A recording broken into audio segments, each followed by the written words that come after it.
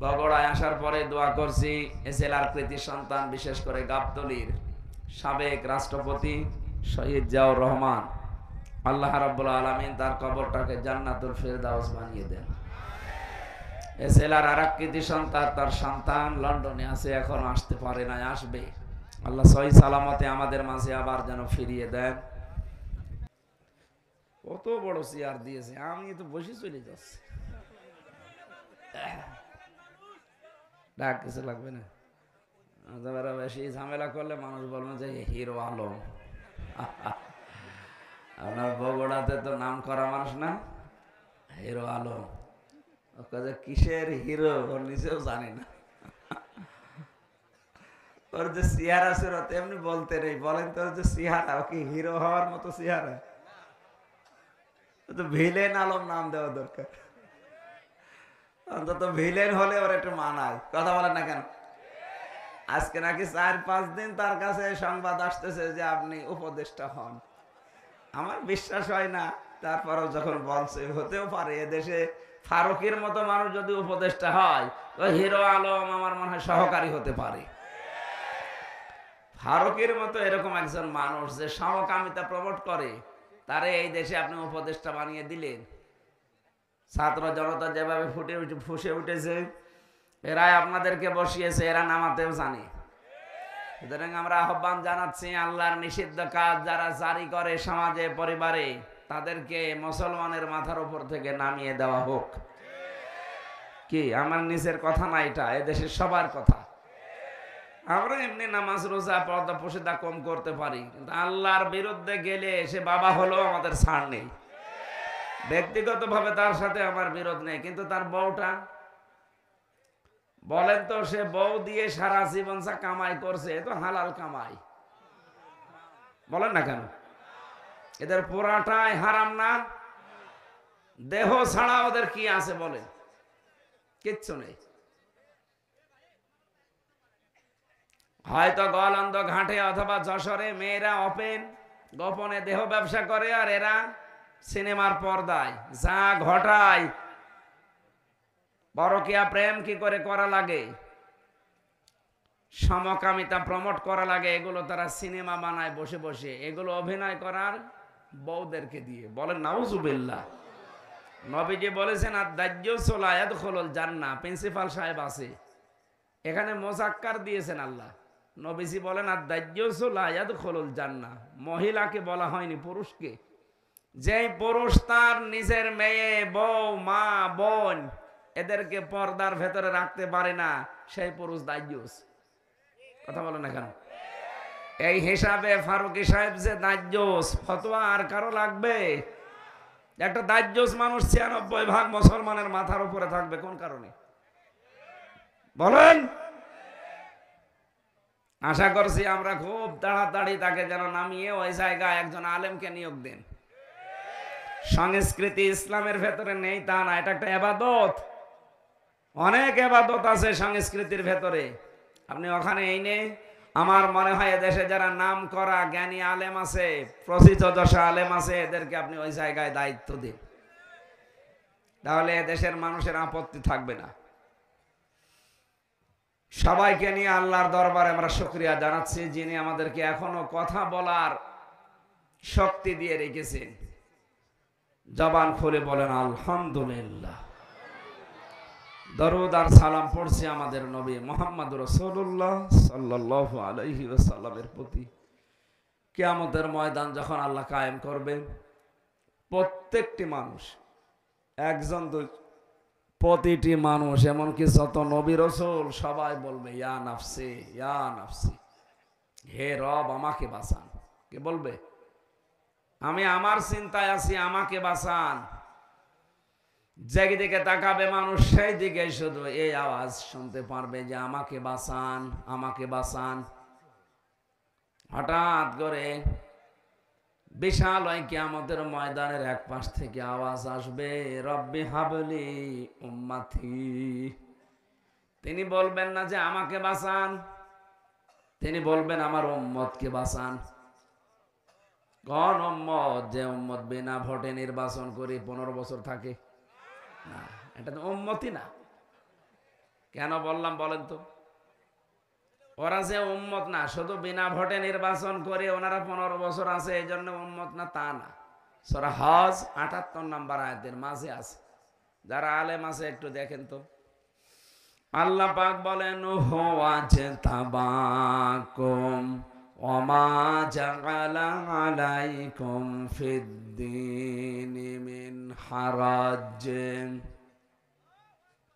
ইয়াদের প্রথম শব্দ হুয়া তাবাকুম।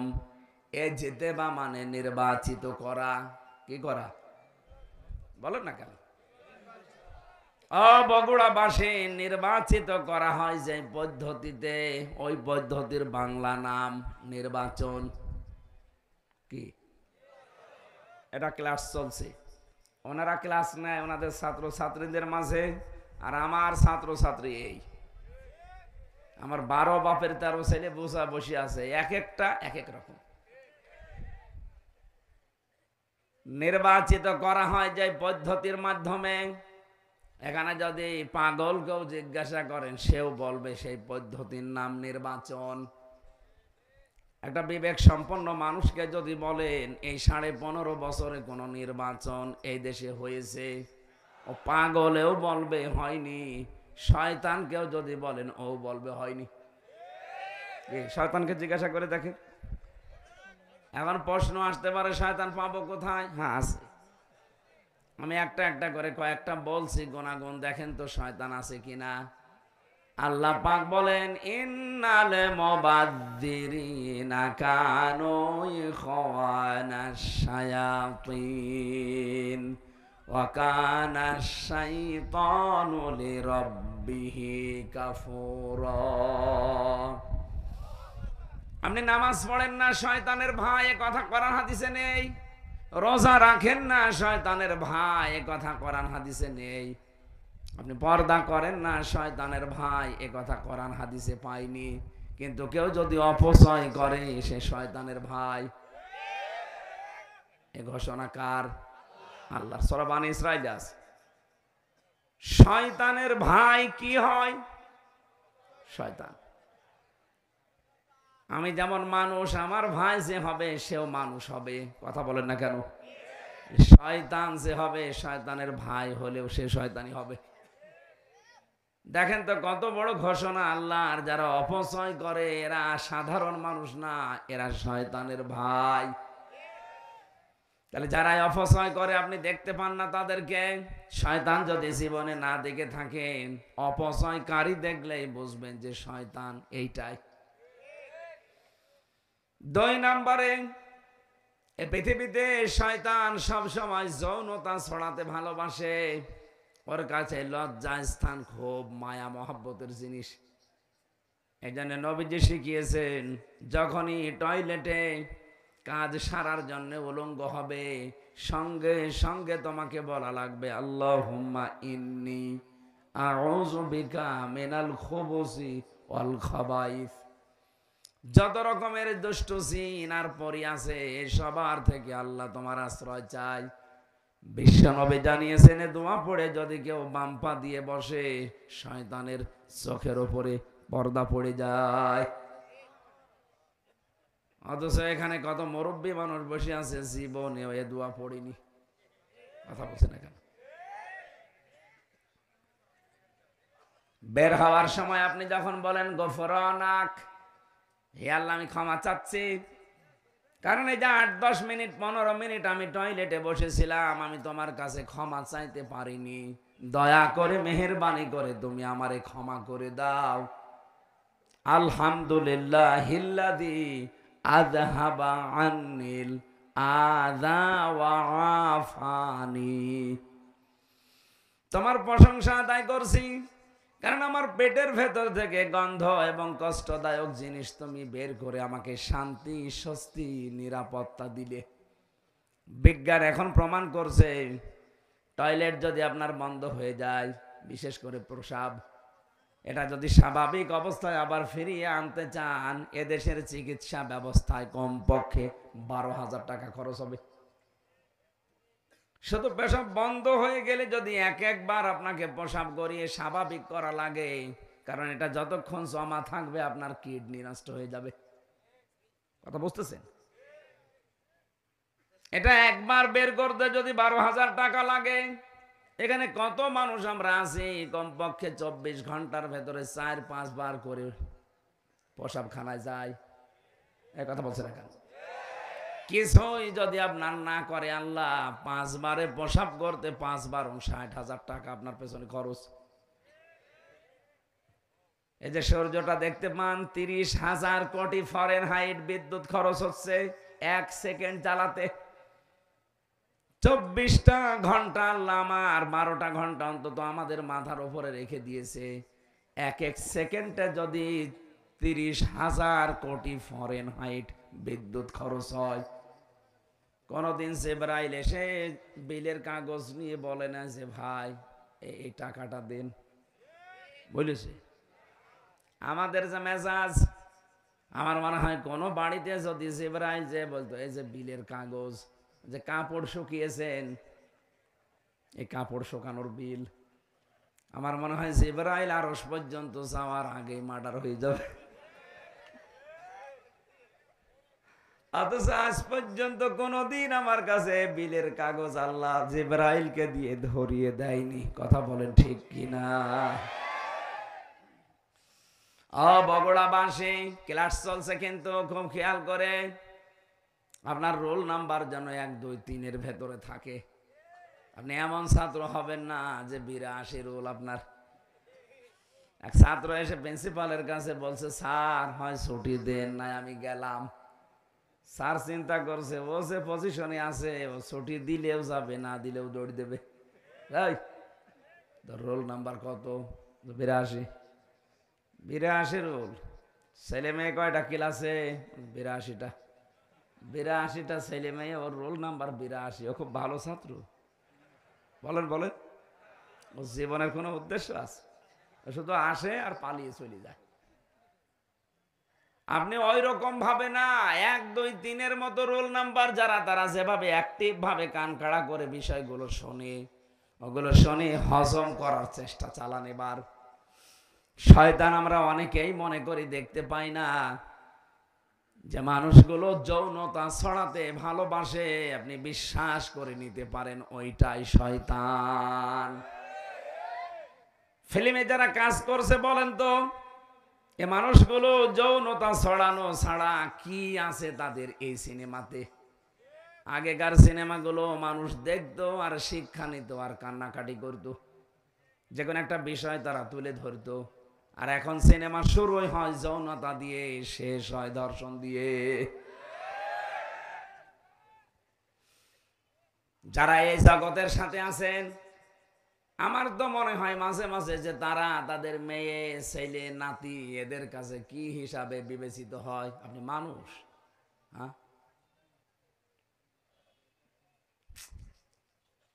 এই কাজগুলো যারা করছে, আমি দেখতে পাচ্ছি গোপন একটা ষড়যন্ত্র করে এই মানুষগুলোকে আজ সামনে নিয়ে আসা হচ্ছে। আজকে একটা হিন্দু মহিলা স্ট্যাটাস দিয়েছে, ওর নাম আমি নিতে ঘৃণা করি, নাম নিলাম না, কুষ্টিয়াতে বাড়ি, না নামটা বলার দরকার নেই। এই মহিলা ঘোষণা দিয়েছে, আপনারা দেখবেন কয়েকদিনের পরে সমকামিতা আনার জন্য নিজেরাই আন্দোলন করবেন। আমরা আপনার মতো অত পয়সা যাইনি, আমাদের রুচিবোধ আছে। আপনি তো মানুষ থেকে বিকৃত হয়ে গেছেন। হ্যাঁ, আল্লাহ আকর্ষণ দিয়েছে নারীর প্রতি পুরুষের, পুরুষের প্রতি নারীর। আপনি পুরা সিস্টেমই আল্লাহর পাল্টিয়ে দিয়েছেন। পুরুষে পুরুষে বিয়ে করবে, মহিলাতে মহিলায় বিয়ে করবে। বলেন নাউজুবিল্লাহ। শয়তান আছে না নেই? কোনটা? যেগুলো বলছি এগুলো হযরতে আদম এবং হাওয়া জান্নাত থেকে বের হয়ে যাক, এটা শয়তানের উদ্দেশ্য ছিল না। ওর উদ্দেশ্য ছিল কি করে আদম আর হাওয়ার লজ্জার স্থান দেখা যায়। এজন্যও জান্নাতের মেন গেটে দাঁড়িয়ে ওয়াজ করেছিল, ওয়াকাসামাহুমা ইন্নী লাকুমা লামিনান নাসিহিন। হে হাওয়া, তোমার স্বামী কোথায়? তাকে বলো আমি আল্লাহর কসম দিয়ে বলছি আমি তোমাদের হিতাকাঙ্ক্ষী। আরামের জায়গায় বেশি দিন আল্লাহ তোমাদের রাখবে না। আমি গোপন ভিত্তিতে সংবাদ পেয়েছি, এখান থেকে তোমাদের আল্লাহ বের করে দেবে। হযরতে হাওয়া আলাইহিস সালাম জিজ্ঞাসা করেছিলেন কেন বের করে দেবে? যে কেন জানি না, তবে আমি গোপনে শুনেছি আল্লাহ বেশি দিন রাখবে না। ওই যে গাছের কাছে যাওয়া নিষেধ কেন? এইটার কারণে। যদি ওই গাছের কাছে যেতে পারো আর যদি ফলটা খেতে পারো, আমি কথা দিচ্ছি তোমাদেরকে, ওনার ঘোষণা আল্লাহ গোপন ভাবে গোপন ভাবে পরামর্শ করে জানিয়েছে, ইল্লা আন তাকুনা মালাকাইনি আও তাকুনা মিনাল খালিদিন। যদি এই গাছের কাছে যেতে পারো আর ফল খেতে পারো, তোমরা চিরস্থায়ী হয়ে যাবে এই আরামের জান্নাতে। আমি এখান থেকে কয়েকটা শিক্ষা পেয়েছি তাফসিরে হাক্কারিতে। আদম আলাইহিস সালাম বাড়িতে মানে জান্নাতের ওই জায়গায় ছিলেন না, তিনি বাইরে ছিলেন। হাওয়া আলাইহিস সালামকে পেয়ে যে ওয়াজ করছে তার নাম শয়তান। বলেন না কেন? তার মানে শয়তানও ওয়াজ করে। শয়তানের ওয়াজের ধরন একটা, প্রথমেই ও কথা বলার আগেই কেঁদে ফেলে। এটা শয়তানের ওয়াজের ধরন। ও জান্নাতের মেন গেটে দাঁড়িয়ে হযরতে হাওয়াকে যে ওয়াজ করবে, কথা বলার আগেই কেঁদে ফেলেছে। হাওয়া আলাইহিস সালাম বলেন আপনি কাঁদেন কেন? কান্না বন্ধ করেন। কি করবেন করেন। বলছে না, কাঁদি আমার জন্যে না, কাঁদি তোমাদের জন্যে। আপনি দেখেন আজ দুনিয়াতে, আমার তো নিজের চোখে দেখা, এই দেশে যারা শয়তান ছিল তারা দেখবেন কথা বলার আগেই কেঁদে ফেলতো। আমাকে বেশি বললাম? আমার কেউ নেই কেউ নেই বলে আগে কেঁদে ফেলে। তোর কেউ নেই, আমরা করবো কি? আমরা কি তোমার বাপকে এনে দিতে পারবো? তোমার ভাইকে এনে দিতে পারবো? তোমার কেউ নেই বলে যে কান্নাকাটি শুরু করো, এ অভ্যাস তো শয়তানের। তুমি কি শয়তান নাকি? তার মানে শয়তানের জার তার ভেতরে আছে। এই জন্য কথা বলার আগে যারা কেঁদে ফেলে, বুঝবেন এটা তার অভিনয়। আমার এই জীবনে দেখা ওনার একটা শুধু অভিনয় ছিল না। আগস্টের 5 তারিখের আগে যেই দিন চলে যাবে ওই দিন আর অভিনয় না, ওই দিন সত্যি কেঁদেছে। ওই দিন শুধু কেঁদেছে, বাকি জীবনটাই অভিনয়। কি মুখে যেটা বলতো ওইটা করতো না, যেটা বলতো না ওইটা করতো। সরঞ্জিত বাবু এজন্য বলেছিল বাঘে ধরলে ছাড়ে, উনি ধরলে ছাড়ে না। যে আমার জীবনে আমি নিজে পরীক্ষিত, আমারে যদি কোনো সলিমদ্দি ধরতো, খুব বেশি হলেও 3 দিনের পর আমি বের হয়ে চলে আসতাম। ধৈর্যশীল তো উনি, কারণ মামলাটা 33 বারের উপরে উঠেছে আদালতে। বলে না, হবে না, পারমিশন লাগবে। লাল কালি দিয়ে উনি নিজে সই করে বলেছে হবে না, যেদিন উনি বলবে সেই দিন হবে। নাই তো সে মামলা দিয়েছে, সাজা লাগিয়ে দিলেও সর্বোচ্চ 3 মাস। কত? আর আমার থাকা লাগলো বিনা কারণে 3 বছর। হযরতে হাওয়া বললেন আপনি কাঁদবেন না, আপনি ওয়াজ করেন। কি ওয়াজ করতে চান? হাওয়া আলাইহিস সালামের এই যে কথা বলার পরে ও দুর্বলতা খুঁজে পেয়েছে, এই তো আমার কথায় কাজ হবে। ডাক দিয়ে বলেছে দেখো, গোপন ভিত্তিতে সংবাদ পেলাম এই আরামের জায়গায় নাকি তোমাদের রাখা হবে না। মেয়েদের জন্মগত একটা অভ্যাস আছে, ওরা যদি কোনো জায়গায় একবার শান্তি পেয়ে যায়, জীবন চলে গেলে ওই জায়গা ছাড়তে চায় না। হ্যাঁ, এটা অভ্যাস ওদের। ওরা যদি পরকীয়া প্রেমে একবার শান্তি পায়, 2-3টা বাচ্চা ফেলে ধুয়ে আল্লাহর রাস্তায় চলে যাবে, কিছু মনেই করবে না। আপনি দেখেন না মাঝে মাঝে, ওরা যেই কাজে একবার শান্তি পেয়ে যায়, জীবন চলে গেলেও মান সম্মান, কিসের মান সম্মান, ও গোল্লায় যাক, ও যাবেই।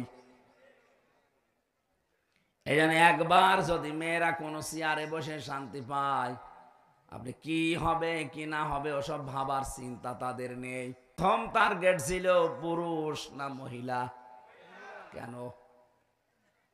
যত তাফসির আমি নিজে পড়েছি, মুফাসসিরিন ইকরাম লিখেছেন শয়তানের চাইতেও চক্রান্তের আকারে মহিলারা এগিয়ে, এরা ভয়ঙ্কর চক্রান্তকারী। এটা আমি বানালাম না, সূরা ইউসুফের ভেতরে আছে 28 নম্বর আয়াত, ইন্না কাইদাকুন্না আযীম। আমি আলেমদেরকে বলছি এখানে আল্লাহ এক বচন দেয়নি, ইন্না কায়দা কুন্না বহু বচন। কি স্যার বহু বচন না কেন? জুলাইখা তো ওখানে একা, আয়াত জুলাইখার নামে নাজিল হচ্ছে। আল্লাহ কেন মাত্র শুধু জুলাইখার নামটা উচ্চারণ করলেন না? আর যদি নাও করবেন তো এক বচন দেবেন, বহু বচন দিলেন কেন? দিয়েছেন এই কারণে কিয়ামত পর্যন্ত পুরুষের ক্ষতিকারক জিনিস যারা, তাদের ভেতরে মহিলা এক নাম্বার, আর এদের ষড়যন্ত্র বড় ভয়ঙ্কর। এই যে আসিম শব্দ আল্লাহ ব্যবহার করলেন, ইন্না কাইদাকুন্না আযীম। আল্লাহ বলেন এদের চক্রান্ত শুধু একটা না, যুগে যুগে বহু জুলাইখার উত্তরাধিকারী উত্তরসূরি আসবে দুনিয়ায়। ইউসুফের মতো চরিত্রবান মানুষদেরকে তারা জেনার অপবাদ পর্যন্ত দেবে। দেয়নি? সংসদে দাঁড়িয়ে পর্যন্ত মাওলানা মামুনুল হকের বিরুদ্ধে, যিনি পালিয়েছে, উনি এই কথা বলেছিল। এই জেনার তহমত দেয়নি, এই কথা বলছে না কেন? এই লোকটার সাথে আমি 3 বছর ঘরে ছিলাম, ফাঁসির ওই কন্ডেম ছেলে। এ মানুষটার যে এখলাস, তার যে ইবাদত, তার যে চরিত্র যেন নষ্ট না হয়, এই জন্য 3টা বিয়ে করেছে সে। অনেকে মনে করে 3-4টে বিয়ে করলে তার চরিত্র খারাপ। আরে শয়তান, তার চরিত্র ভালো রাখার জন্য তো বিয়ে করেছে। তোর চরিত্র খারাপ এই জন্যই তো তুই হোটেলে যাস। কথা বলে না কেন? চরিত্র খারাপ এই জন্যই তো তুই রাত কাটাস বাইরে বাইরে। এই বগুড়াতে যত আবাসিক হোটেল আছে, আমি গ্যারান্টি দিচ্ছি, ঢাকার কথা বাদ, এটা বিভাগীয় শহরও না, আছে তো রংপুর, রাজশাহী, এটা একটা জেলা। এই জেলায় যত নাম করা হোটেল আছে, আপনি যান দেখবেন অনেক জেনা ব্যভিচার অলরেডি চলছে। উনি ওখানে গেলে ওনার চরিত্র ভালো হয়। আর শাইখুল হাদিস ইবনে শাইখুল হাদিস, এই লোকটা নিজের বউ নিয়ে বেড়াতে গেছে, ও বলে জেনা করতে গেছে।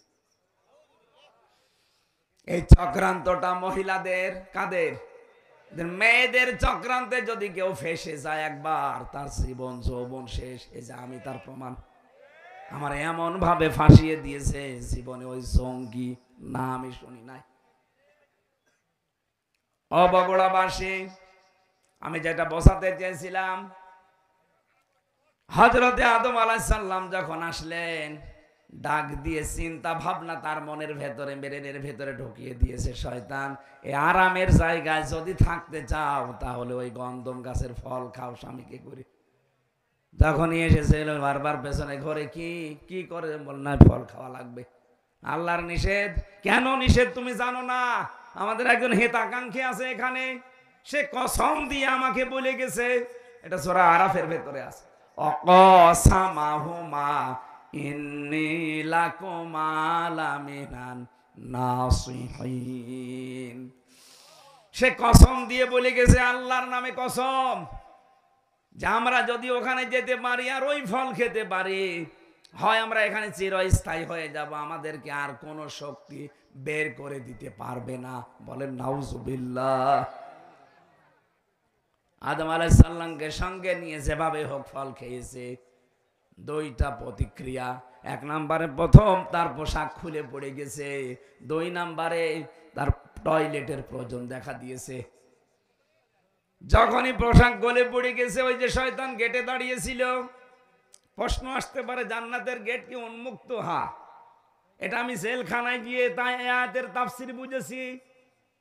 কোরআনে কারিমে যেখানে আল্লাহ জাহান্নামের কথা দিয়েছেন, হাত্তা ইযা জাউহা ফুতিহাত আবওয়াবুহা ওয়াকাল ইলা আখির আয়াত। আল্লাহ পাক যখন বলেন যে জাহান্নামী মানুষদেরকে যখন জাহান্নামের গেটের সামনে নেওয়া হবে, এরপরে জাহান্নামের দরজা খুলে যাবে, ভেতরে প্রবেশ করিয়া আবার জাহান্নামের দরজা বন্ধ করে দেওয়া হবে। জাহান্নামে গেলেই দরজা বন্ধ, বের হতে চাইলে দরজা যেহেতু বন্ধ বের হতে পারবে না। আর জান্নাতের কথা যত জায়গায় পেয়েছি, দরজা বন্ধ এ কথা আমি পাইনি। আমি দুনিয়ার জেলখানার সাথে মিলিয়ে দেখেছি, যত বড় বড় অপরাধী হোক জেলখানায় কাছে নিয়ে গেলে দরজা বন্ধ, যাবে ভেতরে খুলে আবার বন্ধ, 24 ঘন্টা তালা লাগানো থাকে। জেলখানার মেন গেটে তা থাকে না? বগুড়া জেলখানায় যান, 24 ঘন্টা মেন গেট তালা মারা, 1জন 2জন করে ওখানে সব সময় থাকে পাহারাদার। এটা জাহান্নামের বৈশিষ্ট্য, সব সময় বন্ধ থাকবে। আর জান্নাতের দরজা 24 ঘন্টা ওপেন থাকবে। আদম আলাইহিস সালাম আর হাওয়া আলাইহিস সালামের এই দুইটা প্রতিক্রিয়া যখন, শয়তান কিন্তু ওখান থেকে দেখার পরে তাকিয়েছে আর খিল খিল করে হাসতেছে। কারণ শয়তান যৌনতা দেখলে বেশি ভালো লাগে, ওর আনন্দ লাগে। বলেন নাউজুবিল্লাহ। আমি এ কথা বলার জন্য এ পর্যন্ত এসেছিলাম। আজ যারা নিজেদের যৌনাঙ্গগুলো উন্মুক্ত করে মানুষকে দেখাতে চান, এই মানুষগুলোর অন্তরের ভেতরে দুইটা জিনিস তৈরি হয়। যারা বৈধ জিনিস বাদ দিয়ে অবৈধ জিনিসের প্রতি চোখের নজর আর অন্তরের যে চোখ আছে, ফাইন্নাহা লা তা'মাল আবসার ওয়ালাকিন তা'মাল কুলুবুল্লাতী ফিস সুদূর। কলবের চোখ আছে, অন্তরের চক্ষু বলা হয় যেটা, চর্ম চোখ আর কলবের অন্তরের চোখ, এই দুইটা আমার আল্লাহ নষ্ট করে দেয় যারা বৈধ জিনিস বাদ দিয়ে বেশি বেশি অবৈধ জিনিস দেখে। আজ অনেক মানুষ আছে দেখবেন, নিজের স্ত্রী ভালো লাগে না, নিজের স্ত্রীর কাছে সময়ও দিতে চায় না, বাইরে উল্টা পাল্টা উলট পালট জিনিস দেখে, মোবাইল কম্পিউটার ল্যাপটপ টেলিভিশনে উলট পালট জিনিস দেখে ওর অন্তরের চক্ষু নষ্ট হয়ে গেছে, চর্ম চোখও খারাপ হয়ে গেছে। সূরা নূরের 30 নম্বর আয়াত আমার মনে হয় আল্লাহ দুইটা ঔষধ দিয়ে নাজিল করেছেন। যাদের নিজের স্ত্রী ভালো লাগে না, যাদের নিজের স্বামী ভালো লাগে না, পরপুরুষের প্রতি পর নারীর প্রতি আকর্ষণ বেশি, নাকি বগুড়া এগুলো নেই? এগুলো যাদের বেশি তাদের দুইটা ঔষধ বলছি, এখন থেকেই কাজে লাগাবেন। আমি নিজে সহ যত পুরুষ মানুষ আজকে এসেছি, আরে ভাই দুনিয়াটাই আমাদের সব না, আমাদের আর একটা জগৎ আছে। কথা বলে না কেন? হিন্দুদের মতো তো বিশ্বাস আমরা করি না যে আর একবার জন্ম নেব না, একবারই শেষ। সুতরাং এখান থেকে যে কোনো কায়দায় চোখ বন্ধ হয়ে গেলে এই যে জীবন বিশাল শুরু হয়ে যাচ্ছে, আর শেষ নেই। ওখানে যে যেন আমরা কেউ ধরা না পড়ি।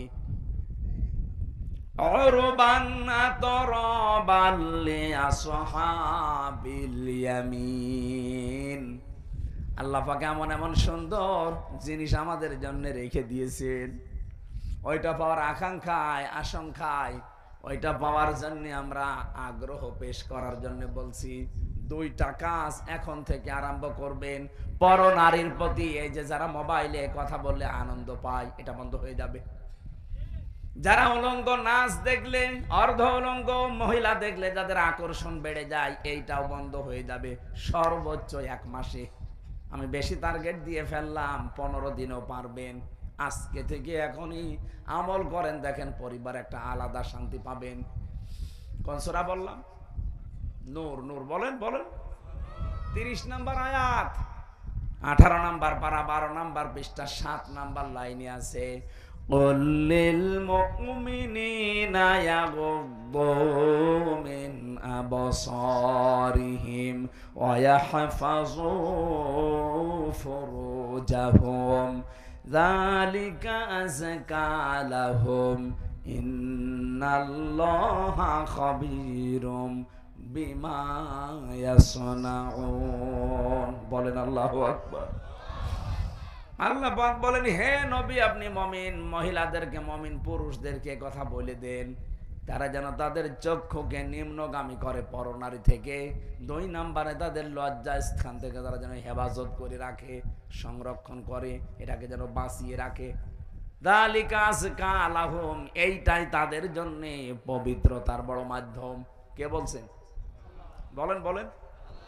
যাদের নিজের স্ত্রীর প্রতি আকর্ষণ লাগে না, ভালো লাগে না, অনেক পুরুষকে আমি কথা বলতে শুনি, বিয়ের 2-3 বছর 5 বছর পার হওয়ার পরে বলে এক জিনিস আর কত কি করব। ওই মহিলাও যদি বলে আমি এক জিনিস আর কত কি করব, সংসার টিকবে? এই জন্যই তো পর্দার বিধান।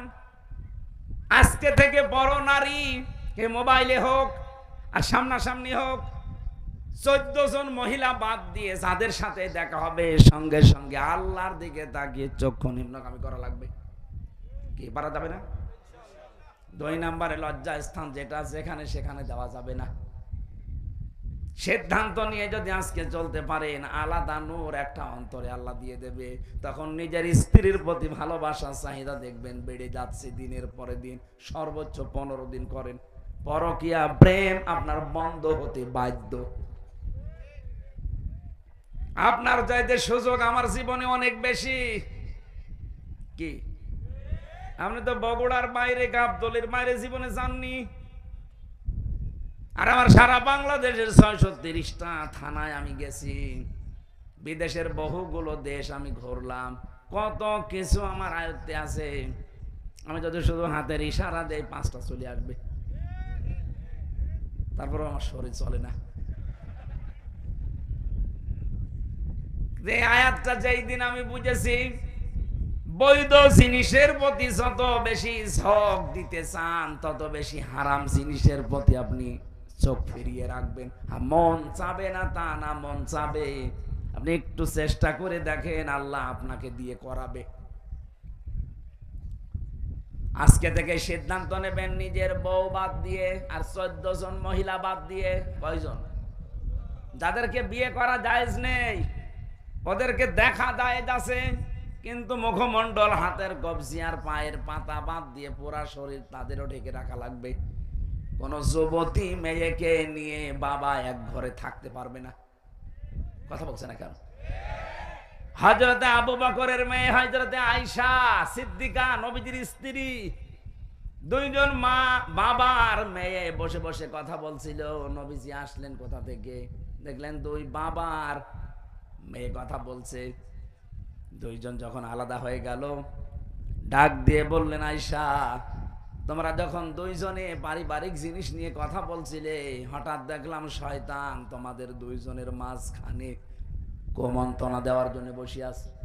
আপনি চিন্তা করতে পারেন, জান্নাতের একজন সাহাবী হযরতে আবু বকর, তার মেয়ে নবীজির স্ত্রী, আল্লাহ যার চরিত্রের গ্যারান্টি দিয়ে কোরআনে কারিমে সূরা নূরের ভেতরে আয়াত নাজিল করেছেন, তাও 1টা 2টা না। এইরকম মানের একজন মহিলা তার বাবার কাছে বসে আছে। বাবা আমাদের মতো বাবা না, জান্নাতি বাবা। জান্নাতের প্রতিটি দরজা আবু বকরকে ডাকবে। এইরকম মানুষ, তার সাথে মেয়ে বসে গল্প করলে যদি শয়তান আসে মাঝখানে ধোঁকা দেওয়ার জন্যে। আমরা শালি দুলা ভাই এক জায়গায় সাংসারিক কথা বলি, কোনো শয়তান নেই। অবশ্য ঠিক, ও তো নিজেই শয়তান, শয়তান আর আশা লাগবে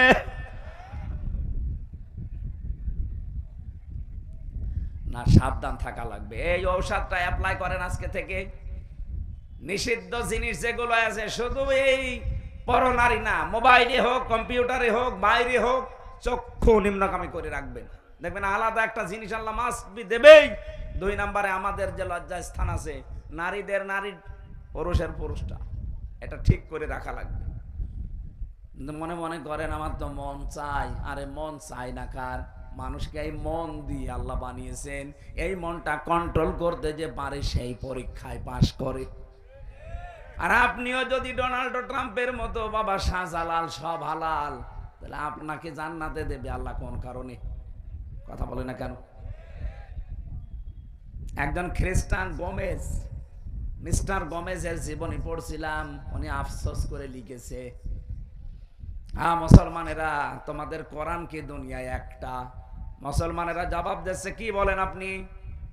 তাম দুনিয়ায় 257টা রাষ্ট্র আছে, যেখানেই মুসলমান আছে সেখানে কোরআন আছে। কথা বলে না কেন? সবার কোরআন এক। মিস্টার গোমেজ একটা খ্রিস্টান, উনি বলছে দেখেন আমি উপন্যাস পড়ার নাম করে কোরআনে কারিমের একটা তাফসীর পড়েছি, পড়াটা আমি শেষ করেছি। আমি এমনিতে ডক্টরেট করা মানুষ, অনার্স মাস্টার্স করে, পিএইচডি করে, এমফিল করে, পিএইচডি করে একজন ডক্টর মানুষ আমি। এটা আমি উপন্যাস মনে করে পুরা কোরআনের তাফসীর ইংরেজিতে পড়েছি। পড়ার পরে আমার মনে হয় বিশ্বে যে মুসলমান আমি দেখি এর সাথে এ কোরআনের কোনো মিল নেই। আপনি মুসলমান দাবি করে আপনিও সুদের সাথে জড়িত, হিন্দু খ্রিস্টান বৌদ্ধ ও কোরআন মানে না, সেও সুদের সাথে জড়িত। পার্থক্যটা কই? প্র্যাকটিক্যাল লাইফে যদি কিছু বাস্তবতা পার্থক্য করে দেখাতে না পারেন, ওরে আপনাকে জাহান্নামী মনে হয়, আর আপনি সুদ খেয়েও নিজেকে জান্নাতি মনে হয়। আল্লাহ কি এরকম অবিচারক নাকি? প্রশ্ন আসতে পারে আমি লা ইলাহা ইল্লাল্লাহ পড়েছি। আরে বেটা, লা ইলাহা ইল্লাল্লাহ নাকি হিন্দুর মুখস্থ আছে? কি কথা বলেন এখন? আমার দাদা মারা গেছে, জেলখানায় থাকতেন। উনি জীবিত অবস্থায় 18-19 সালে গল্পটা আমারে বলতেন। স্বাধীনতার সময় একটা লোক, হিন্দু মানুষ, পাকিস্তানের ওই বাহিনী তাকে ধরার পরে বলছে তুই মুসলমান না অন্য জাতি? আমি মুসলমান। মুসলমান তাহলে কালেমা বল। বলছে লা ইলাহা ইল্লা আনতা সুবহানাকা ইন্নী কুনতু মিনাজ জালিমিন। দিয়েছে দুই চড়। ওই বেটা, এ কি কালেমা না মুসিবতের দোয়া? বলছে ভাই কালেমা না মুসিবতের দোয়া জানি না, তবে আমিও মুসিবতে আছি। আমি কি কম মুসিবতে আছি? আমি এ ধর্মের লোক না, বাঁচার জন্য আমি কালেমা মনে করে পড়লাম। আমি অনেককে বলতে শুনি বিপদে পড়লে তারা এটা পড়ে, আমি মনে করছি এটা মনে হয় বিপদের দোয়া। কালেমা না দোয়া আমি জানি না, আমি বেঁচে গেলেই হবে। যারা এই ধারণা করে আছেন যে কালেমা যখন পড়েছি জান্নাত একদিন যাবই না, আমি প্রিন্সিপাল সাহেবকে বলছি, হযরতে আবু হুরায়রা কিন্তু এই হাদিসটা শোনার পরেই বলছিলেন মান ক্বালা লা ইলাহা ইল্লাল্লাহ ফাদাখালাল জান্নাহ, যে ব্যক্তি লা ইলাহা ইল্লাল্লাহ পড়ে সে জান্নাতে চলে যায়। হযরতে ওমর বলেছিলেন হে নবী আপনি এই কথা বললেন? বলে হ্যাঁ। কিভাবে বললেন? মাঝখানে আপনি ফা শব্দ দিলেন কেন? বিশ্ব নবী বলেন ওমর ফায়ের ব্যাখ্যা আছে আইয়ুহাযির মা হারামাল্লাহ। কোন মানুষ যদি কালেমা পড়ে আর হালালকে হালাল জেনে আঁকড়িয়ে ধরে, আর হারামকে হারাম জানার পরে ছেড়ে দেয়, শুধু ওই লোকটাই কালেমা পড়ে জান্নাতে যাবে। বগুড়ার মুসলমানেরা, আমি যে কথার পরিচয় দিতে পর্যন্ত এসেছি, আরেকটু ঘুরিয়ে দেন, আবার সমস্যা হচ্ছে, আবার 5 মিনিট পরে দিয়ে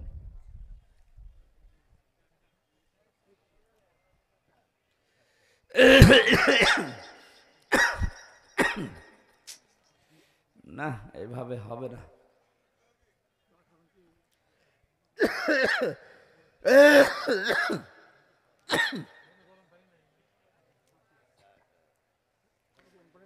আরে ভাই ভেতরে নষ্ট হয়ে গেছে। কিসের গরম পানি, কিসের চা?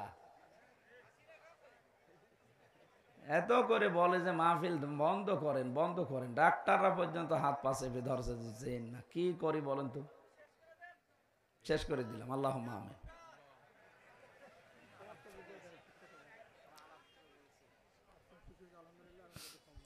সম্মানিত ভাইরা, আমি শয়তানের পরিচয় দিতে পর্যন্ত এসেছিলাম। শয়তান সব সময় যৌনতা ছড়াতে ভালোবাসে। তাহলে যৌনতা যারা ছড়ায় বেশি, অপচয় যারা করে বেশি, এই মানুষগুলো পোকার আনতে শয়তান। কথা বলেন না কেন? আল্লাহ এদের থেকে যেন আমাদের হেফাজত করে, বলেন আমিন। বিশ্বনবী মুহাম্মদুর রাসূলুল্লাহ একটা মাত্র আওয়াজ তিনি দেবেন ওই উম্মতের জন্য, যে উম্মত হওয়ার জন্য তারা চেষ্টা চালিয়েছে। নবীজি বলেন আমার উম্মত তো ওইটা, আমি দুনিয়া থেকে বিদায় নেওয়ার পরে আমার রেখে আসা ইসলাম যারা পঙ্খানো ভাবে পালন করেছে, বেদাত প্রবেশ করায় নাই। বাংলাদেশের দিকে তাকিয়ে আমাদের আফসোস হয়, কিয়ামতের দিন নবী যখনই আত্মচিৎকার করবে তখন আমরা দাঁড়াতে পারবো না। কোন মুখে দাঁড়াবেন? কারণ তার রেখে যাওয়া ইসলাম আজ আমরা টুকরা টুকরা করে ফেলেছি। কথা বলেন ঠিক কিনা? আমি 51টা দলের পরিচয় পেলাম বাংলাদেশে, অথচ কোরআন এক, হাদিস এক, নবীজি এক, কাবা শরীফ এক। আমাদের যদি 53 দল শুধু নিজের ছোটখাটো মতবাদ নিয়ে ভাগ ভাগ হয়ে যাওয়া লাগে, তাহলে জেনারেল যারা আছে ওদের তো 151টা দল থাকা দরকার। আপনি খোঁজ করে দেখেন, 51টা আমি পেলাম আজকে। অবশ্যই দুনিয়ার কোন স্বার্থ সিদ্ধির জন্য, নাম কামানোর জন্য আপনি এই দলটা বানিয়েছেন, না তো কোন কারণে বানালেন বলেন?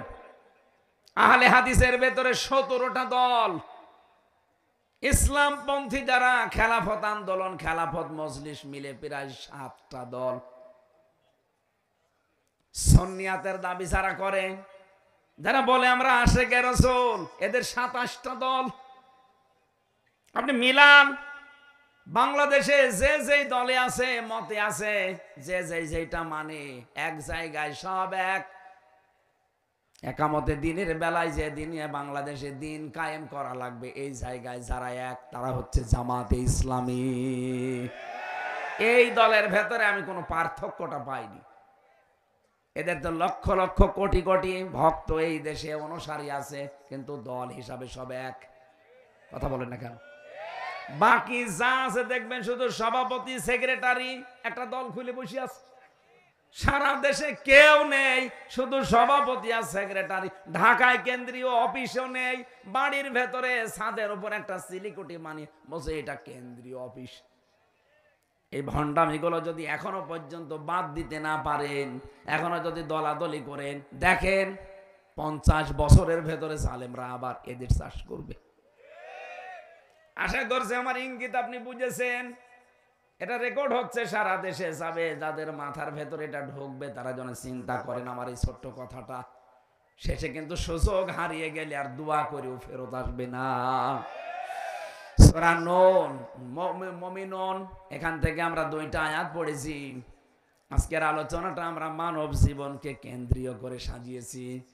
আল্লাহ পাক আমাদের একটা দুর্বল জায়গায় আঘাত দিয়ে স্মরণ করাচ্ছেন, ওয়ালাকাদ খলাকনাল ইনসানা মিন সুলালাতিন মিন তিন। অবশ্যই আমি আল্লাহ মানুষকে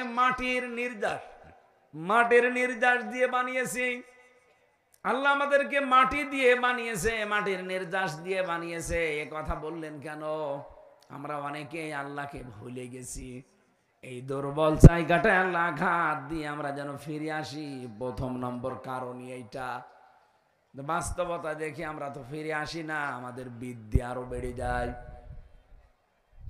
আল্লাহ রাব্বুল আলামিন বলেন, হাল আতা লিল ইনসানি হিনুম মিনাদ দাহরি লাম ইয়াকুন শাইআম মাযকুরা।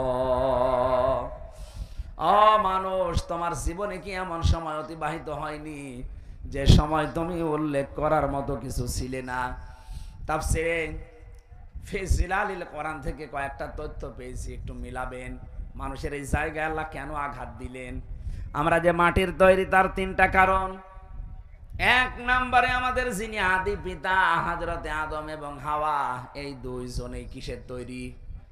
মাটির। বলেন বলেন। সন্তান যদি মাটির হয়, বাবা যদি মাটির হয়, সন্তানও মাটির হবে। বাবা যদি আগুনের হয়, সন্তানও আগুনের হবে। কথা বলেন ঠিক কিনা? 2 নম্বরে সব খাদ্য দুনিয়ায় মাটি থেকে উৎপন্ন হয়। এই জন্য এখান থেকে শিক্ষা যে আমরা মাটির তৈরি। পৃথিবীর এমন কোনো খাবার নেই যার মূল মাটি না, মাটি থেকে সব। 3 নম্বরে মাটি থেকে খাবারের পরে খাবার তৈরি হয়, তৈরি হওয়ার পরে এটা দিয়ে বীর্য তৈরি হয়। বীর্য বাবার স্ফলিঙ্গ দিয়ে মায়ের রেহেমের ভেতরে প্রবেশ করে। মূল জিনিস কিন্তু মাটি। মূল কি? বিজ্ঞান প্রমাণ করছে এই মাটি দিয়ে মানুষকে আল্লাহ বানিয়েছে। এই মাটির ভেতরে কমপক্ষে 10টা উপাদান পাওয়া যাচ্ছে। মানুষের এই পুরা বডি আল্লাহ পাক বানিয়ে দেখা গেছে 13টা জিনিস পাওয়া যায় মানুষের ভেতরে। এক মাটির ভেতরে আছে 10টা। কয়টা? আমি মাটির ভেতর থেকে মৃত্তিকা গবেষণাগার আছে গাজীপুরে, এই তথ্যটা ওখান থেকে পেয়েছি।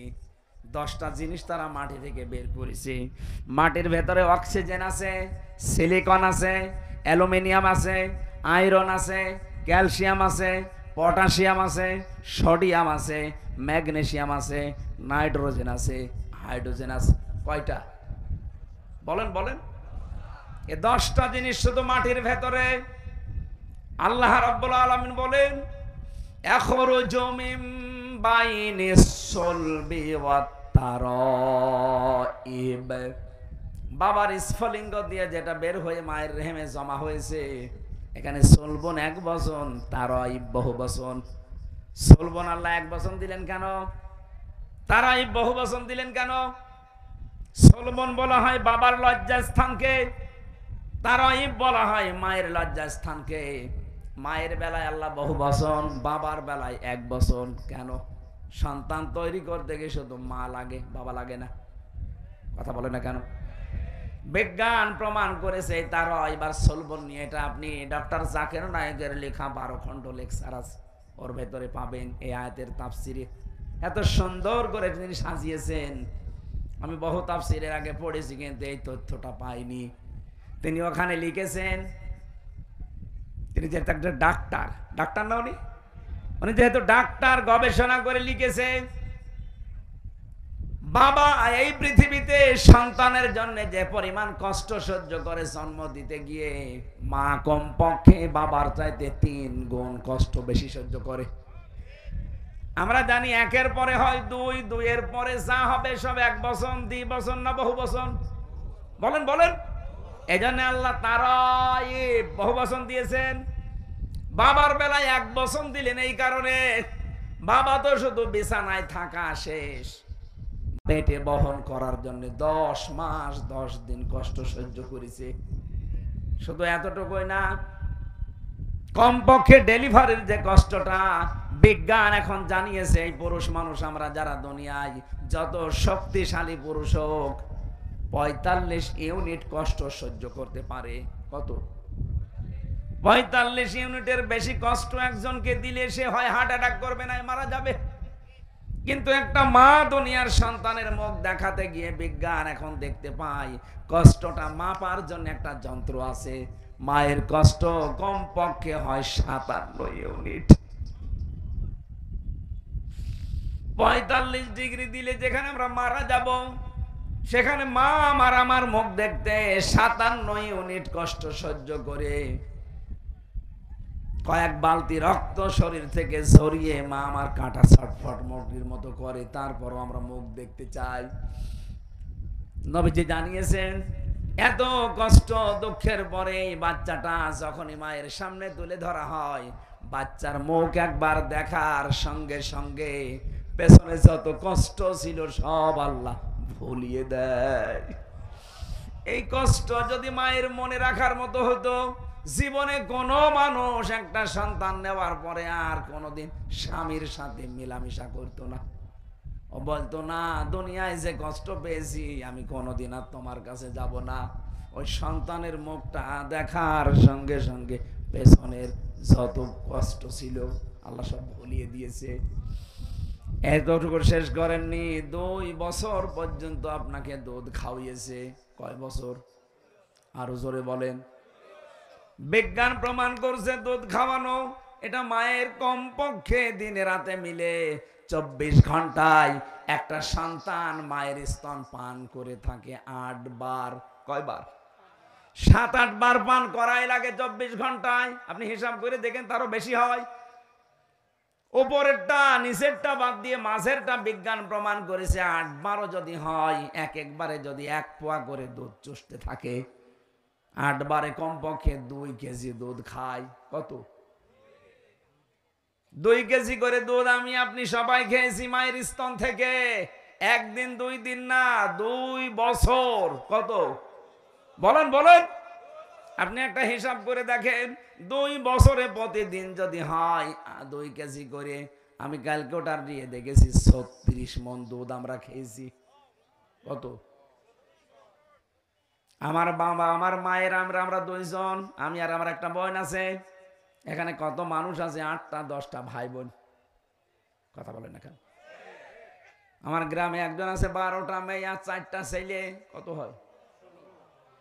একটাই শুধু স্ত্রী, দুইজনে মারা গেছে। এখন আমি একটা হিসাব নিয়েছিলাম, আমি আয়াত পড়ার পরে দেখি আমি নাই 36 মন আর আমার বোন রুনা নাই 36 মন। আপনার তো ছেলে মেয়ে 16টা, বলেন তো কয় মন? বলছে বাবা ওসব হিসাব জানি না, হিসাব করি নাও। হিসাব একটা টানলাম, দেখি আপনি বলেন তো কত মন হয়? 772 মন হয়েছে। অথচ মায়ের ওজন মাত্র 60 কেজি। 60 কেজি জায়গা থেকে আমার আল্লাহ এতগুলো দুধ দুনিয়ার সন্তানদের জন্য বের করে দিলেন। আমার মনে হয় এখনো যদি ছেলে মেয়ে হইতো তো দুধ আল্লাহ দিত। এটা একটা কুদরতের মেশিন, কথা বলেন ঠিক কিনা?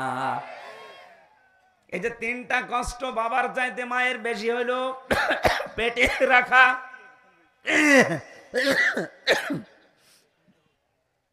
শুধু পেটে রাখা না, ডেলিভারির কষ্ট সহ্য করা, আর দুনিয়ার মুখ দেখানোর পরে 2 বছর দুধ খাওয়ানো। নবীজি জানিয়েছেন পৃথিবীর মানুষেরা, তোমাদের কাছে বাবার তুলনায় মায়ের গুণ আমি 3 গুণ বৃদ্ধি করে দিয়েছি এই তারাইবের জন্য। জোরে বলেন সুবহানাল্লাহ।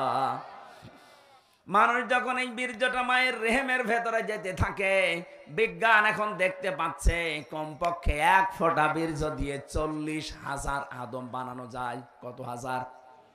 বলেন বলেন। এই 40,000ই একবারে মায়ের পেট থেকে আসতে পারতো, কিন্তু মায়ের পেটে জায়গা নেই। বাবার এই স্ফলিঙ্গ দিয়ে যখন বের হয়ে যায়, এখান থেকে মায়ের ওই জরায়ু পর্যন্ত যে নাপাক পানির থলিটা আছে, রেহেম বলা হয়, এখানে যেতে যেতে দেওয়ালের সাথে ধাক্কা লাগে, কেউ পড়ে যায়, কেউ মরে যায়। আমার তো জীবনের প্রতিযোগিতা শুরু হয়েছে সেই জন্ম থেকে, অথচ আজ আমরা প্রতিযোগিতায় হেরে যাই। কত স্ট্রাগল করে, কত কষ্ট স্বীকার করে প্রতিযোগিতা করে ওই জায়গায় গেছি আমি। তারপরে হামজা আমি দুনিয়ায় আসলাম। আমার কত ভাই বোন ছিল, তারা পড়ে মরে গেছে। কথা বলে না কেন?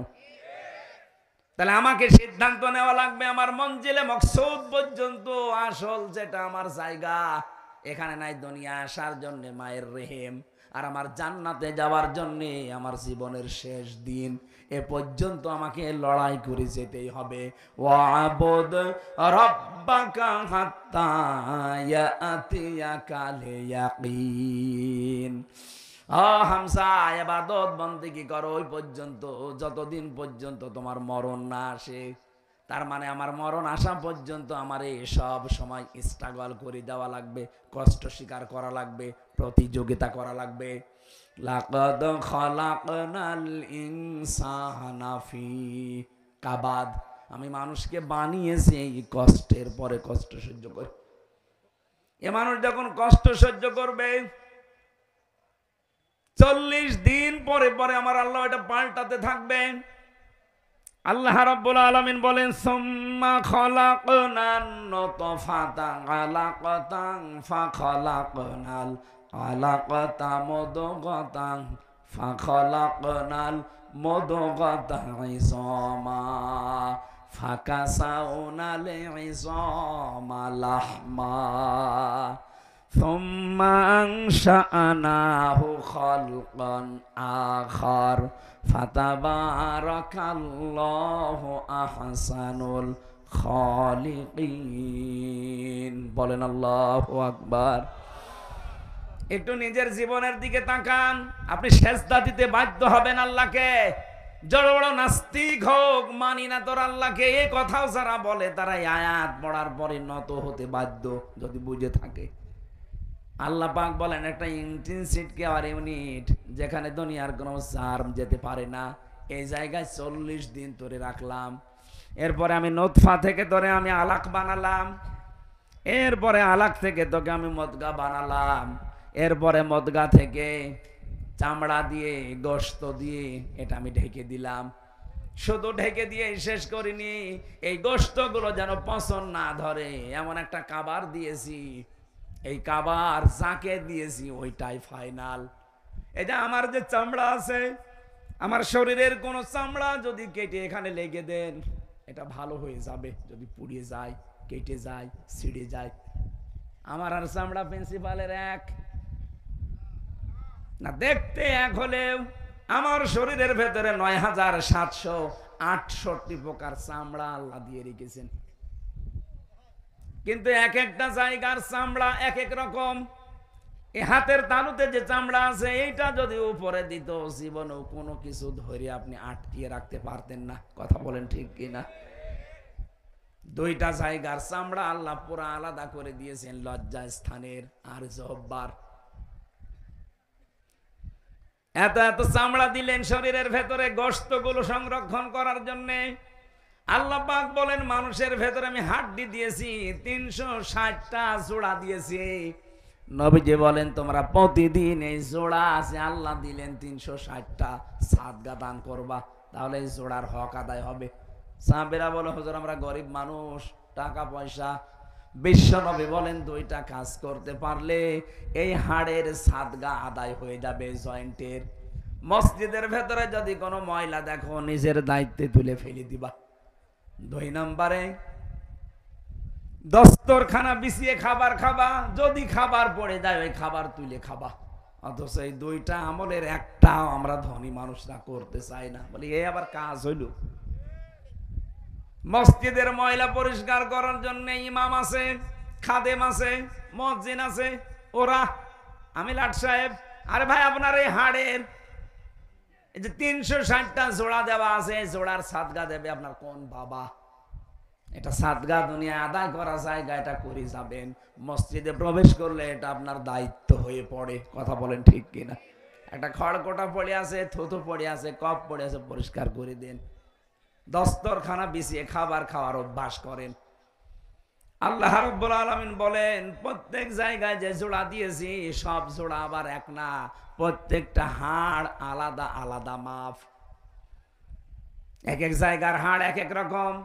হাড়ের ভেতরে আবার গিরো দিয়েছি, যদি হাড় সোজাসুজি করে দিতাম জীবনও কিছু ধরতে পারতে না। এই যে গিরোগুলো দিয়েছি প্রত্যেকটা আঙ্গুলে জয়েন্টে, এগুলো আবার নাট সিস্টেম করে দেয়নি যে খুলে রেখে দেবা তাহলে চুরি হয়ে যেত। এমন সিস্টেম করে দিয়েছি নিজের ভেতরেই থাকবে, শার্টও করতে পারো, জমাও করতে পারো। কথা বলেন ঠিক?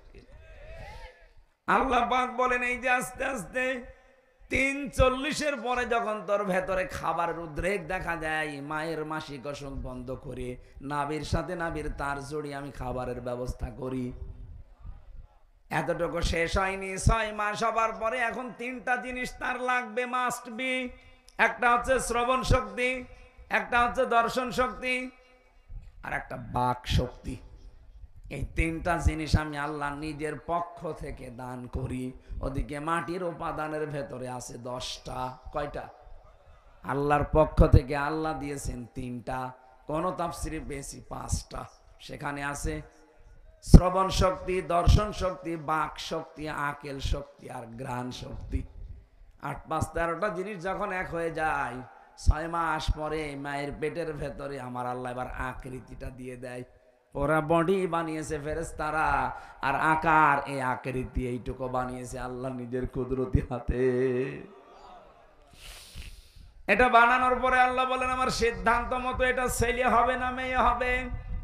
ইয়াখলুকু মা ইয়াশা ইয়াহাবু লিমান ইয়াশাউ ইনাসা ওয়া ইয়াহাবু লিমান ইয়াশাউ যুকুর। এটা ছেলে না মেয়ে সিদ্ধান্ত যখন আমি দেই, আল্লাযী ইউসাউবিরুকুম ফিল আরহামি কাইফা ইয়াশা, মায়ের রেহেমের ভেতরে তোমাদের আকৃতি আমি আল্লাহ নিজের মন মতো করে বানিয়েছি। এটা বানানো কমপ্লিট হওয়ার পর ফেরেশতারা বলতে থাকে আল্লাহ এটা বের করার দায়িত্ব। আল্লাহ বলেন আমার আল্লাহু আখরাজাকুম মিন বুতুনি উম্মাহাতিকুম। আস্তে করে বাচ্চার আকারে তোকে আমি ওই ছোট্ট জায়গা দিয়ে বের করে নিয়ে আসবো। এ দায়িত্ব কার? আরো জোরে বলেন। কিন্তু এখন আমরা অধিকাংশ শ্বশুর আর শাশুড়ি জামাইয়ের ওপরে চাপ দিয়ে দায়িত্ব দিয়ে দিয়েছি ডাক্তারকে। কথা বলেন না কেন? শ্বশুর শাশুড়ি যারা আছেন একটু শক্ত হতে পারেন না? আপনার জাদুর কষ্ট হবে এই বলে যদি আপনি তাকে জামাইকে চাপ দিয়ে সিজার করান, আপনি জানেন তার কি ক্ষতি করে দিলেন। প্রথমে যে সিজার করেছে, নরমালে বাচ্চা হওয়ার চেষ্টা না করে আন্দাজে যারা সিজার করে, সিজার তো ওই সময় হবে যখন পেন উঠবে, নরমালে হচ্ছে না, ডাক্তারদের বোর্ড বসবে, বোর্ডে সিদ্ধান্ত হবে, এরপরে সিজার। আমার মনে হয় প্রথম সন্তান যাদের হবে এ সময় সিজার না করে খুব বেশি বেশি নরমালে চেষ্টা করবেন, একেবারে না হলে মেডিকেল বোর্ড বসাবেন, ডাক্তারদের বোর্ড বসে সিদ্ধান্ত নেওয়ার পরে সর্বশেষ। হ্যাঁ, মরে গেলে যাক। প্রশ্ন আসতে পারে, মেয়ে তো আপনার না। আরে ভাই, মেয়েকে আপনি সারা জীবন রাখবেন, সন্তান হতে যে যদি মারা যায় তো শাহাদতের মরণ পাবে, শহীদ হয়ে উঠবে কিয়ামতে এই সন্তানটার কারণে। আর আপনি যা করে দিলেন সারা জীবনের জন্য আপনার জামাইয়ের কাছে ও সংসারের অযোগ্য হয়ে যাচ্ছে। আমি গোপন কথা বললাম না। যত মানুষ এখানে বসে আছে স্টেজের দিকে তাকান, এদের একটার মাকেও তো সিজার করা লাগে নাই। এরা কি আসে নাই দুনিয়ায়, নাকি আকাশ থেকে পড়িস? এরাও তো মানুষ, আমরাও তো মানুষ। আমরা যদি আসতে পারি মায়ের পেট থেকে, তো ওরা পারবে না কোন কারণে? অধিকাংশ গুলো পারে না। আমি যা দেখি শ্বশুর শাশুড়ির কারণে। ওরা বলে না, আমার জাদুর কষ্ট হবে। তো জাদুর কষ্ট হবে, ওই কাজ করে দিলে সারা জীবন যে সংসারের অযোগ্য হয়ে পড়বে, তখন জামাইয়ের কথা শুনতে শুনতে বাকিটা আর বললাম না। একথা বলেন না কেন? আর একটা বিয়ে করতে যাবে, আমার মেয়ে রেখে আর একটা বিয়ে করবে মানে তার মেয়ে তো নষ্ট করে ফেলেছিস। আল্লাহ রাব্বুল আলামিন বলেন, একটা আলাদা আকৃতি তোমাকে দেওয়ার পর এই দুনিয়াতে আমি নিয়ে আসলাম।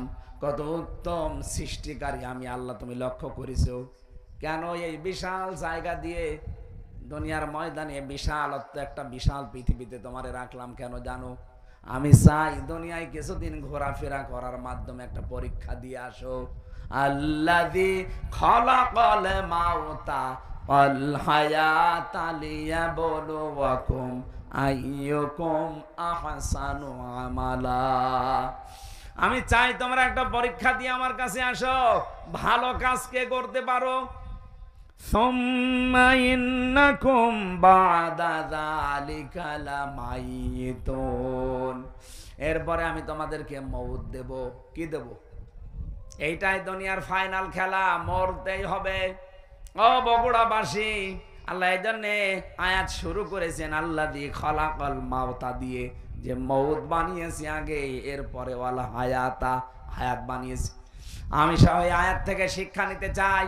মরাই যখন লাগবে, দুনিয়ায় যে যাই করি না কেন, করছি না কেন, আমার যে আসল টার্গেট জান্নাত, মরা যেহেতু লাগবেই লাগবে, আগে ওই টার্গেটটা ফুলফিল করি।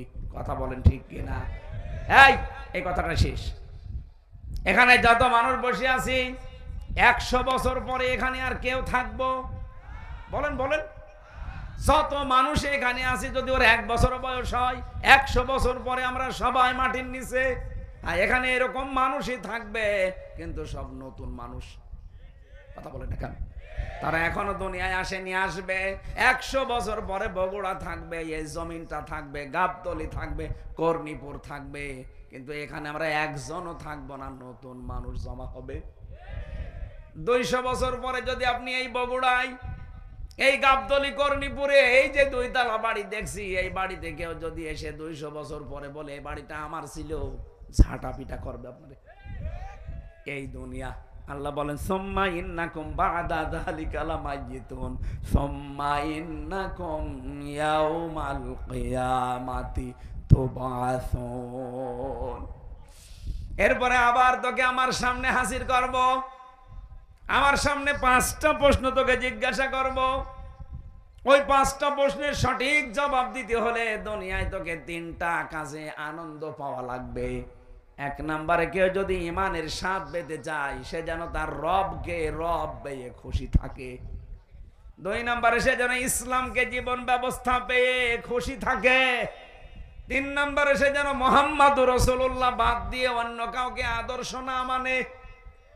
ফেরাউনের কথাটা আমরা সবাই জানি, ও যখন মারা যায় ওই সময় কিন্তু বলেছে আন্নাহু লা ইলাহা ইল্লাল্লাযী আমানাত বিহি বানু ইসরাইল। হে আল্লাহ আমি তোমাকে বিশ্বাস করি। কেমন করে? বনি ইসরাইলরা যেভাবে তোমারে বিশ্বাস করে, ঈমান আনে, আমি ওই রকম বিশ্বাস করি। ওয়ানা মিনাল মুসলিমিন, আমি তো মুসলমান।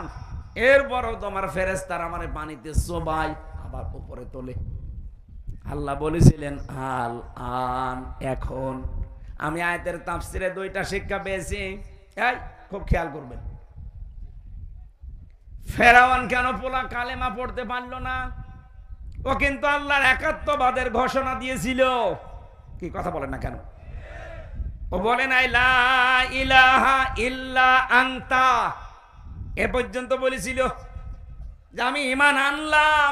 আমানাত বিহি বানু ইসরাইল, বনি ইসরাইলরা যার উপরে ঈমান এনেছে, বিশ্বাস করেছে তার উপরে। কিন্তু ওকে আল্লাহ ঈমান নসিব করাননি একটাই কারণ, তো আল্লাহকে স্বীকার করেছে। কিন্তু ওই জামানার যিনি প্রেরিত পুরুষ হযরতে মুসা নবী, তিনি নবী আবার রাসূল। কথা বলে না কেন? তিনি বড় কিতাব পাননি, তাওরাত।